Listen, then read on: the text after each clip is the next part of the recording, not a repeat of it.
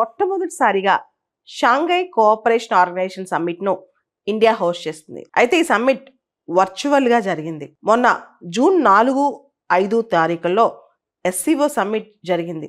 Shanghai cooperation organisation అసలు ఎప్పుడు మొదలైంది? షాంఘై కోఆపరేషన్ ఆర్గనైజేషన్ మొదట్లో షాంఘై 5 గా ఆవిర్భవించింది. China, Russia, Kazakhstan, Kyrgyzstan, Tajikistan ఈ 5 దేశాలతో SCO స్టార్ట్ అయింది. అప్పుడు దాన్ని షాంఘై 5 అనేవాళ్ళు. ఆ తర్వాత ఉజ్బెకిస్తాన్ వచ్చి జాయిన్ అయిన తర్వాత దాని పేరు 2001 నుంచి షాంఘై కోఆపరేషన్ ఆర్గనైజేషన్ గా మారింది.